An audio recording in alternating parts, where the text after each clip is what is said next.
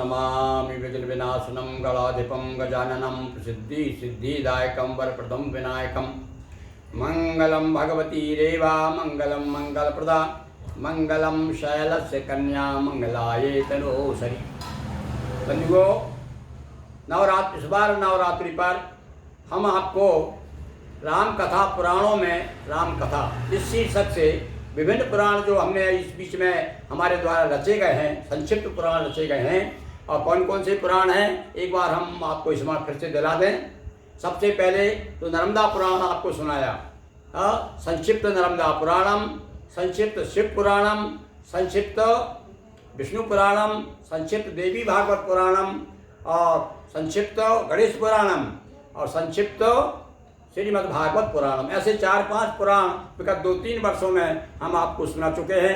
भगवती नर्मदा की परम कृपा से वो कथाएं हम आपको प्रस्तुत करते रहे हैं। इस बार हमने इन पुराणों में जो राम कथाएं आई हैं उन राम कथा को लेकर के और पूरे 9 दिन हम आपको राम की कथा सुनाएंगे, क्योंकि भैया ये जो नवरात्र है इसमें भगवान राम की कथा विशेष रूप से गाई जाती है।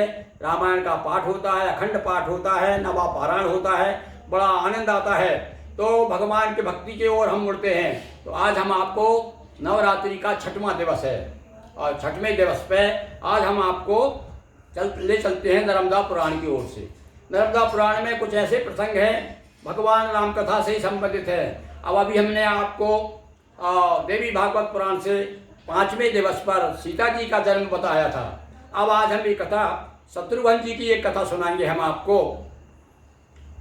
कि देखिए शत्रुघ्न की कथा किस प्रकार से नर्मदा पुराण में आई है। ये नर्मदा पुराण में अमरकंड से लेकर के खंभात की खाड़ी तक दोनों तटों के विशेष विशेष घाटों की महिमा गाई गई है। उन घाटों की महिमा में जहाँ जहाँ राम कथा का और राम जी के परिवार का, सीता जी का, राम का जहाँ जहाँ उल्लेख हुआ है वह हम आपको सुना रहे हैं। तो यहाँ नर्मदा पुराण में 3 प्रसंग ऐसे हैं जो हम आपको सुनाएंगे। तो आज 6वें दिवस मधुपुरी नाम का जो स्थान है, घाट है नर्मदा जी का, उसकी कथा सुना रहे हैं। सुनिए। रेवा दक्षिण तीर के तीर्थों पर दें ध्यान, माँ की करें प्रदक्षिणा रुके प्रमुख स्थान। मधुपुरी तट कथा संग अश्वमेध इतिहास, अश्वलिए रिपुहन चले आए रेवा पास। नर्मदा जी के किनारे कौन आए? शत्रुघ्न जी आए अपनी सेना लेकर के। क्यों? देखिए आप सब जानते हैं कि बाद में भगवान राम ने अश्वमेध यज्ञ किया था, उसके लिए घोड़ा छोड़ा था और शत्रुघ्न जी घोड़ा लेकर के चले तो नर्मदा जी के किनारे आ गए। तो अश्व गया करने जल पाना, तभी बीच जलधार समाना। देखिए ये कथाएं आप लोगों ने कभी नहीं सुनी होगी, बहुत कम लोगों तक पहुंची है कथाएं। बड़ी विचित्र विचित्र कथाएं हैं हमारे पुराणों में। देखिए एक रिपुहन का घोड़ा जो छोड़ा गया था, जल पीने गया तो वहां जाकर के जो ही उसने नीचे पाँव रखे अंदर चला गया, वो यानी समा गया, पानी में ही समा गया। तो डूब गया जलधार मझारी, हुआ सभी को अचरज। अरे अचानक घोड़ा गायब हो गया। अब शत्रुघ्न सहित सारे लोग बड़े अचंभे में पड़ गए। अरे क्या हुआ भैया, नर्मदा जी में ये तो स्नान कर, हम लोग तो जलपान करने स्नान करने आए थे और घोड़ा पानी पीते पीते डूब गया। तीर कुंड था कूंदे रिपुहन, उतरे दिखा सुहावन उपवन। और उसके पीछे पीछे शत्रुघ्न जी भी कूद गए और जो कूदे तो एकदम वो भैया पाताल तक पहुंचा, मतलब इतना गहरा था, पाताल तक पहुंच रहा था नर्मदा जी का जल। तो सीधा घोड़े के साथ साथ अंदर पहुंच गए। तो वहाँ अंदर नर्मदा जी के अंदर उनको एक बगीचा दिखाई दिया।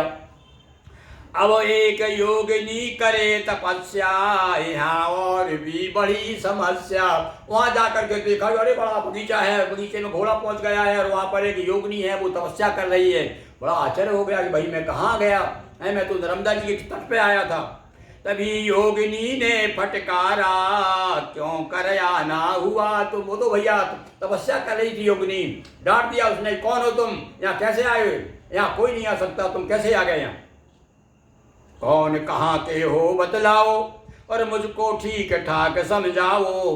रिपुवन कहा राम का घोड़ा, अश्वमेध के अश्वमेध का जय हित छोड़। अश्वमेध का घोड़ा है, तब सारी कथा बताई लक्ष्मण शत्रुघ्न जी ने कि किस प्रकार से हम लोग जो है घोड़ा लेकर के निकले हुए हैं। अश्वमेध यज्ञ होगा, विश्व विजय के लिए निकले हुए हैं।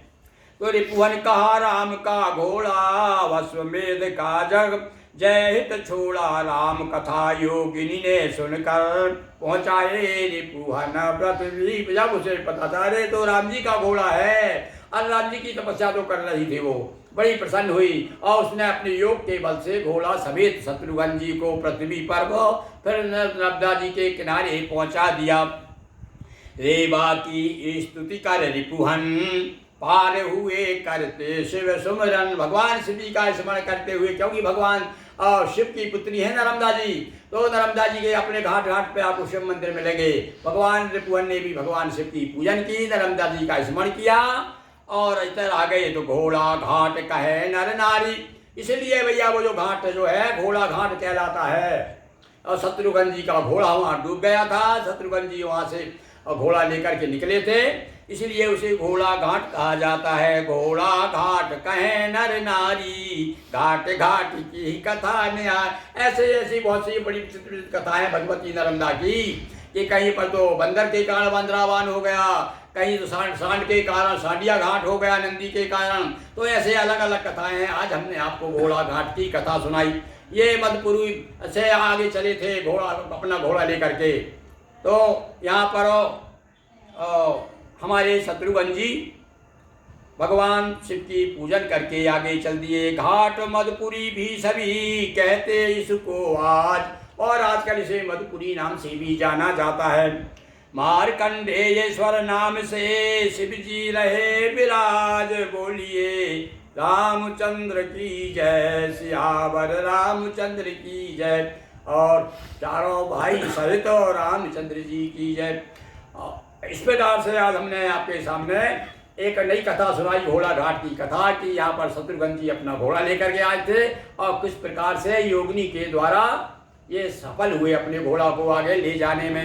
अब आज की ये 6वें दिन की कथा, अब 7वें दिवस आपको इसी नर्मदा पुराण से ये और दूसरी कथाएं हम सुनाएंगे, और निश्चित रूप से आपको ये कथा पसंद आ रही है। बोलिए सियावर रामचंद्र की जय। हर हर महादेव शंभो। दोस्तों वीडियो को लाइक शेयर कर चैनल को सब्सक्राइब करें। बहुत बहुत धन्यवाद।